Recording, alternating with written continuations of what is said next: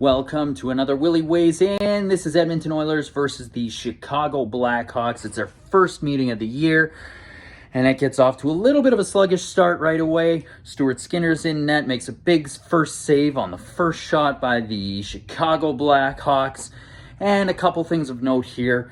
Darnell Nurse is out, broken finger. Slater Kukuk is out, lower body injury. Our D is depleted, but we've got Philip Broberg coming in from the AHL, who's played with the Oilers a little bit last year, and he's playing good. He gets a couple good shots on net, one that is tricky for the other goalie to handle.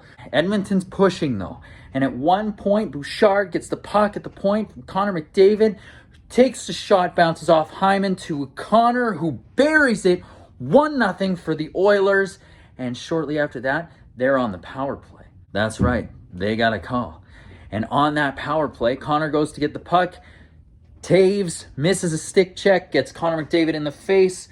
5-on-3 on that power play. Connor McDavid passes the puck over to Leon Draisaitl. They bite on that, thinking he's going to shoot. Draisaitl waits, gets it to Tyson Barrie, who's creeping in, and buries it. One-timer, bomb, 2-0 Oilers. After that, the Oilers take a penalty. And they got to kill that off. But you know what? I really like the Oilers penalty killers. Ryan Nugent-Hopkins, Zach Hyman, Kyler Yamamoto have all generated really great chances shorthanded. And guess who gets the puck and walks into the zone and shelves it? It's none other than Kyler Yamamoto. He comes in, takes it, shelves it, 3-0 Oilers. They kill off the remainder of that power play, and then we get another goal. Unbelievable. Warren Foegele's behind the net, sees a streaking Ryan McLeod.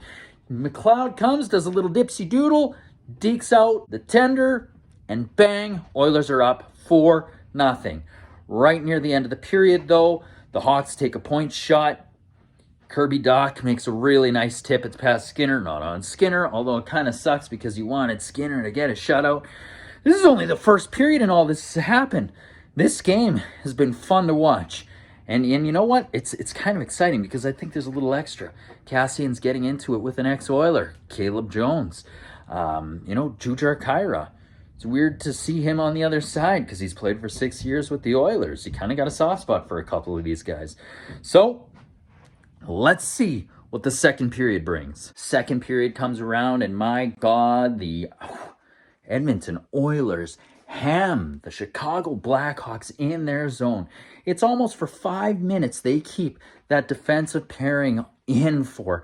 It's unbelievable. They go through 4 line changes in that first 5 minutes, the Oilers do, and they just pour the pressure on. We get great chances. We get one from, Connor finds Evan Bouchard. He takes a shot, has Lehkonen beat, but gets the crossbar. Ping! Oh, and then Warren Foegele is buzzing. Their forecheck with the third line is just cycling. And he comes out front and almost sneaks one by. It's crazy. Then Chicago finally gets the puck out, and the game turns into kind of a normal pace again where Edmonton's not really hemming them in their zone. We see a really, really great chance. Connor McDavid coming down with Zach Hyman and Jesse Puljujarvi on a 3-on-1. Connor gets down low, gets it over to Jesse Puljujarvi. A sure shot, one-timer goal for him. And Lehkonen slides over and makes a beautiful blocker save. Keeps the score at 4-1. This game and its pace has been unreal.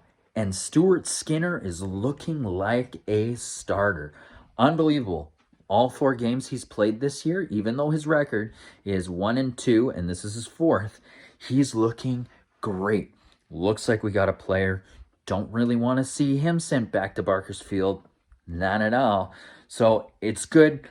Not all the weight's falling on Koskinen's shoulders, and Stu Skinner is holding them in and doing great. Whew. It's been a fun game to watch. I'm pumped. Broberg looks good. It's nice to see that defensive depth that the Oilers have too, since 2 of their guys went down. Chris Russell's in, and that last pairing as well. So looking good. Let's see what the third brings. Third period comes around, and Chicago's now found their their pace. And we get a 2-on-1. It's passed over to Brinkett. Makes no mistake. Cuts the lead in half. It's 4-2. And the Oilers take a bad penalty. You know, it's getting a little scary. First, before we get to that penalty, we've got Kane comes down and hits the post. Thank God it hit the post. We're seeing a little bit more urgency there. But Edmonton's still pouring it on. We get a power play. It's a hook from McDavid. That power play is then nullified by Zach Hyman taking an interference penalty. It was pretty blatant. Yeah, should have taken that. And then on that penalty kill, Bouchard gets the puck up out of the zone, and racing for it is Leon Draisaitl, who gets the second shorthanded goal of the game for the Oilers. Unbelievable. 5-2 for the Oilers. Leon is tearing it up in goals this year. It's possible he could get 50 in 50 games. I wouldn't put that out of the realm of the possibility. He's got 2 points tonight. That puts him at 35 on the year in 17 games. Connor gets a couple tonight. He's got a point in every game so far this season. That puts him at 32 points on the year in the 17 games. Unbelievable. Great start. Bouchard gets 2 points. I believe Broberg got a secondary assist. It's looking good. Stuart Skinner looking great in net. I wouldn't be surprised if he starts the game on Tuesday. Man, 13-4 on the year so far. That was a complete game. They played really well against the Chicago Blackhawks tonight, and that's what we need to see throughout the season. More consistency like that.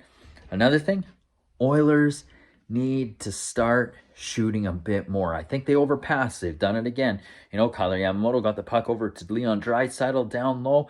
Leon tried to make that extra pass. He should have shot it.